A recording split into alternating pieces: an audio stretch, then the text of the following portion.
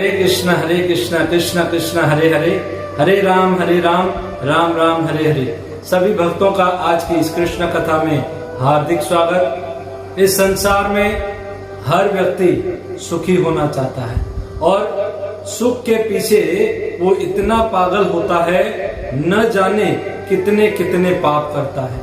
हर समय, हर वक्त, हर पल उसे आनंद चाहिए, सुख चाहिए और अपने सुख के लिए वो कुछ भी करने को तैयार है। अपने सुख के लिए वो न जाने, अपनी इंद्रियों की तुष्टि के लिए न जाने कितने कितने पाप करता है। अपने घर, अपने परिवार, अपने बीवी बच्चों के लिए तरह तरह के पाप करता है। वो जानता नहीं है इस पाप का परिणाम क्या होगा और उसे ये भी मालूम नहीं है कि इस पाप में हमारे ये घर वाले, हमारे ये बच्चे, हम जिसके लिए पाप कर रहे हैं वो हमारे साथी होंगे नहीं, वो हमारे पाप में शामिल नहीं होंगे। और अपनी इंद्रिय तुष्टि के लिए तो इतने पाप करता है, अपनी जीवा के लिए इतने पाप करता है, उसे समझ में नहीं आता कि इसका परिणाम क्या होगा। और यही पाप जब दुख के रूप में सामने आते हैं ना, तो व्यक्ति रोता है, तड़पता है। उसे ये मालूम नहीं है हंस हंस के किया हुआ पाप रो रो के भुगतना पड़ेगा। जैसी करनी वैसा फल, आज नहीं तो निश्चित कल। कोई तेरे पाप का भाग न बाटन हार, कोई तेरे पाप का भाग न बाटन हार। पछताएगा मौत जब आएगी तेरे द्वार। बजले हरी हरी, बजले हरी हरी। कोई भी पाप का भागनहार नहीं होगा। पछताएगा मौत जब आएगी तेरे द्वार। अपनी इंद्रिय तृप्ति के लिए, अपनी जीवा के लिए वो न जाने कितने प्राणियों की हत्या करता है, कितना कितना मांस खाता है, अंडे खाता है। और फिर दुख के रूप में, जब पाप दुख के रूप में सामने आता है तो मंदिर में आता है और मंदिर में आकर के भगवान के सामने प्रार्थना करता है, दया करो प्रभु, दया करो। अब भगवान के सामने ये पूछता है, देखता है और भगवान से प्रार्थना करता है कि मुझे दुख क्यों आते हैं और मुझ पर दया करो। तब भगवान देखते हैं कि तुमने किसी पर दया की। अगर तुम्हारे मन में दया है, तुमने अगर किसी पर दया की है, तो तुम दया के लायक है। तुमने किसी पर दया की, ये दया जो है वो उस इको साउंड की तरह है, जैसे पर्वतों पे हम जाकर के आवाज करते हैं ना, तो वो डबल आवाज में, इको साउंड में आवाज आती है। ये दया जो है ना, ये उस फुटबॉल की तरह है जो दीवार पर मारा जाता है, वो वापस आता है। यानी तुम अगर किसी पर दया करते हो तो वो यानी कृष्ण भी तुम पर दया करेंगे। अगर तुम किसी पर दया नहीं करते हो और तुम आकर मंदिर में कृष्ण के सामने प्रार्थना करते हो, जब दुख तुम्हारे पास आता है और प्रार्थना करते हो दया करो प्रभु, तो कैसे दया करेंगे? क्योंकि तुमने किसी पर दया नहीं की। उस प्राणियों की हत्या जब हो रही थी, उसको हंसते हंसते खा रहे थे, खुशी खुशी खा रहे थे। उस मुर्गी की आंख में आंसू था, उस मुर्गी के आंख में पानी था, तुम्हारे जीवा पर पानी था। तुमने दया नहीं की और आज दया की भीख मांग रहे हो। एक बार क्या हुआ, एक जानवरों का एसोसिएशन हुआ और जानवरों ने एसोसिएशन में एक बड़ा सा बोर्ड लगा दिया और उस बोर्ड लगा करके वो जानवर बैठे थे ना, उस बोर्ड पर क्या लिखा था मालूम है? कि हम घास खाने वालों को, ये मनुष्य लोग जानवर कहते हैं, हम घास खाने वाले पशुओं को ये लोग, मनुष्य लोग जानवर कहते हैं। तो ये मनुष्य जो जानवर खाते हैं, आप उसको क्या कहोगे? ये मनुष्य जो जानवर खाते हैं, उसे तुम क्या कहोगे? ये उस प्राणियों के एसोसिएशन में बोर्ड पर लिखा था। क्योंकि ये मनुष्य इतना निर्दयी हो चुका है, इतने अपनी इंद्रिय तृप्ति, अपनी जीवा के लिए वो कितने पाप करता है उसे मालूम नहीं है। हम देखते हैं ना, जब हमारे घर में, घर का ही परिवार का दादा या दादी या घर परिवार का सदस्य गुजर जाता है, मर जाता है, तो उसकी अस्थियां जब उसको हम शमशान भूमि में जलाते हैं ना, तो उसकी अस्थियां हम घर पे नहीं लाते। घर पे नहीं लाते, हम उसको पूछते हैं, अरे आप घर पे क्यों नहीं लाए? नहीं, डर लगता है, भूत ना आ जाए, कहीं भूत न बन जाए। वो अपने बाप की हड्डियों को, वो अपने दादा की हड्डियों को उस आश्रम में रखता है। और वही जब अपनी इंद्रिय तृप्ति के लिए, अपनी जीवा की तृप्ति के लिए लालायित होता है ना, वही व्यक्ति वो बकरी के मांस को, बकरी की हड्डियों को, मुर्गी के मांस को, मुर्गी की हड्डियों को अपने घर लेके आता है। घर ही नहीं, अपने फ्रिज में लेकर आता है, फ्रिज में रखता है। फ्रिज पे ही नहीं, वो गैस के चूल्हे पर रखता है। गैस के चूल्हे पर ही नहीं, उसको पकाता है, उसको चूल्हे पर ही नहीं, अपने बर्तनों में ही नहीं, अपनी जीवा पर, अपनी टेस्ट के लिए उस खून को पीता है, उस बकरी के खून को पीता है, उस मुर्गी के खून को पीता है। और शमशान भूमि बना दिया है अपने पेट को।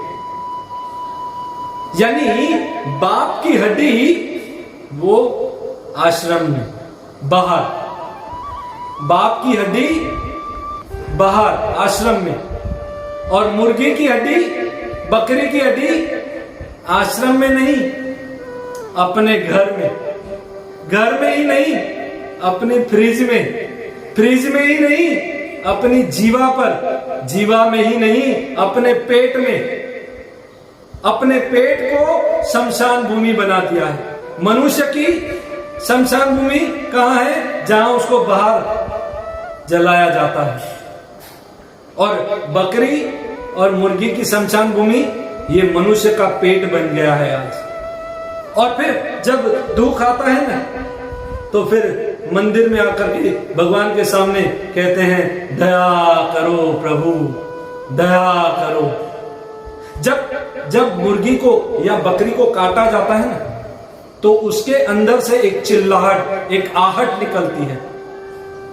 और वो जब चिल्लाती है ना, तड़पती है ना, तो वो आहट उस मांस में पड़ जाती है। और वो मांस जब व्यक्ति खाता है ना, तो वो आहट उसके अंदर पड़ जाती है, जिसके कारण उसे कभी शांति प्राप्त नहीं हो सकती, उसे कभी सुख, कभी चैन प्राप्त नहीं हो सकता। वो बेचैन बन जाता है, वो डिप्रेशन में आ जाता है। और फिर मंदिर में आकर के कहता है, दया करो प्रभु। उस मुर्गी के अंडे को खाता है। ये मुर्गी का अंडा है क्या? ये आप जानते हैं ना, मनुष्य में स्त्री जब पीरियड में होती है, पीरियड में वो जो अंडा बनता है, वो अंडा, उसमें सब कचरा बनता है। और जब वो अंडा अंदर टूटता है ना, तो 3 दिन वो स्त्री पीरियड में साइड पर हो जाती है, क्योंकि वो कचरा, अंडा टूटता है, वो कचरा निकलता है। ऐसे ही मुर्गी का अंडा बनता है।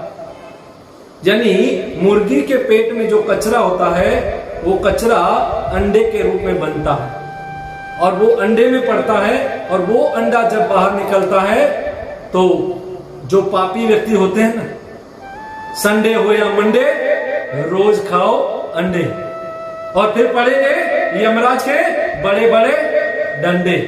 वो मालूम नहीं है, अपनी इंद्रिय तृप्ति के लिए वो कोई भी पाप कर सकता है। पर भगवान गीता में क्या कहते हैं, ये मनुष्य जो है ना, ये जीवात्मा, मनुष्य हो, पशु हो, पक्षी हो, मुर्गी हो या बकरी हो, ये सब मेरे अंश हैं। मामेव अंशे जीव लोके जीव भूते सनातन। ये जीवात्मा जो है वो मेरा अंश है, मेरा पुत्र है, वो सनातन है। वो चाहे बकरी हो, चाहे मुर्गी हो, चाहे मनुष्य हो, सब मेरे पुत्र हैं, मेरी संतान है। अब सोचिए आप, किसी बाप के 3 बेटे हों और एक बेटा दूसरे 2 बेटों को मारे और काटे और काट करके खा जाए, जो अभी नासमझ है, तो ये बाप को अच्छी लगेगी?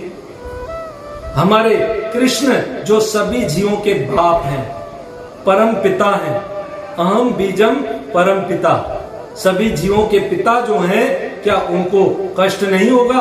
एक पुत्र दूसरे पुत्र की हत्या कर करके उसे खाता है, क्या उनके आंखों में आंसू नहीं आएंगे? और इसलिए जो व्यक्ति पाप करता है ना, तो भगवान ने उसके लिए सजा तय की है, प्रकृति ने उसके लिए सजा तय की है। वो व्यक्ति, भागवत में वर्णन है 5:26-13 में, कि कुंभी पाप नाम के नरक में जाता है जो मांस खाता है। वो एक इतनी बड़ी तेल की गरम कढ़ाई होती है, समुद्र के जितनी, और उसमें हजारों सालों तक वो तड़पता है, मरता नहीं है, चिल्लाता है, तड़पता है, मैं पाप नहीं करूंगा, मुझे यहां से निकालो, मैं नॉनवेज नहीं खाऊंगा, मैं अंडा नहीं खाऊंगा, मैं मुर्गी नहीं खाऊंगा, मैं बकरी नहीं खाऊंगा। चिल्लाता है, तड़पता है, पर यमराज के यमदूत फिर से उसे लात मारते हैं, फिर से अंदर, वो पकोड़े की तरह उसको फ्राई करते हैं उसमें, और वो दुख के रूप में उसके वही पाप उसके सामने आ जाता है। जो उसने हंस हंस के पाप किया था, अब उसे रो रो के भुगतना पड़ता है, क्योंकि शास्त्र कभी गलत नहीं बोलते। इसलिए ये रिस्क नहीं लो। मैं आपको अभी भी समझाता हूं, सावधान हो जाओ। शास्त्र आपको समझाते हैं, साधु संत आपको समझाते हैं कि अभी भी आपके पास समय है, सावधान हो जाओ। अगर भूल हो भी गई है तो प्रायश्चित कर लो। और इस कलयुग में सबसे बड़ा प्रायश्चित है कि हमें भगवान की शरण लेनी है। और कलयुग में भगवान की शरण लेना अर्थात उनके नाम की शरण लेना। हरे कृष्ण कृष्ण कृष्ण हरे हरे, हरे राम राम राम हरे हरे। जब ये कृष्ण का नाम, जब ये राम का नाम लेता है ना, तो वो सारे पापों से मुक्त हो जाता है। उसके पाप कर्म की जो फाइल बन चुकी है वो जलकर भस्म हो जाती है। और फिर याद रखना, फिर पाप नहीं करना है, क्योंकि अभी तक जो आप पाप कर रहे थे वो क्या था? पाप था। पर अब आपने जान लिया और जान करके आप पाप कर रहे हो, ये पाप नहीं, अपराध है। क्योंकि पाप करता है व्यक्ति तो उसको 1 डंडा लगता है, अपराध करता है तो उसे 10 डंडे लगते हैं। पाप से अपराध ज्यादा भयानक होता है। चैन से सोना है तो जाग जाओ। ये मांस, नॉनवेज खाना यही पाप नहीं है। ये सब्जी आदि हम खाते हैं ना, उसमें भी पाप होता है। इसलिए हमें पाप से बचना है, क्योंकि पाप ही हमारे बंधन का, हमारे दुख का, हमारे कर्मों के बंधन का कारण है। इसलिए हमें, आप सोचोगे अरे मांस नहीं खाना है, शाक भी नहीं खाना है, तो क्या खाना है? हमें मांसाहारी नहीं बनना है, क्योंकि मांसाहारी बनेंगे तो हम नरक जाएंगे। हमें शाकाहारी नहीं बनना है, शाकाहारी बनेंगे तो हम कर्म के बंधन में पड़ेंगे। इस संसार में विष्णु की प्रसन्नता के लिए अगर यज्ञ नहीं किया जाता, भोग नहीं लगाया जाता, तो वो कर्म के बंधन का कारण है। हमें मांसाहारी नहीं बनना है, क्योंकि हमें नरक नहीं जाना है। हमें शाकाहारी नहीं बनना है, क्योंकि कर्म के बंधन में नहीं पड़ना है। इसलिए हमें प्रसादाहारी बनना है। हम जो भी कुछ खाते हैं, पहले तुलसी पत्ता डाल करके भगवान को भोग लगाएं। और फिर ही प्रसाद के रूप में अगर उसको खाते हैं तो हमारा हृदय, हमारा मन, हमारी बुद्धि शुद्ध होगी, हम कभी भी पाप नहीं करेंगे। और जो पाप नहीं करता है ना, वो भक्ति करता है और महामंत्र जप करके वो इस भवसागर से मुक्त हो जाता है। बहुत बहुत धन्यवाद। हरे कृष्ण। श्रील प्रभुपाद की जय।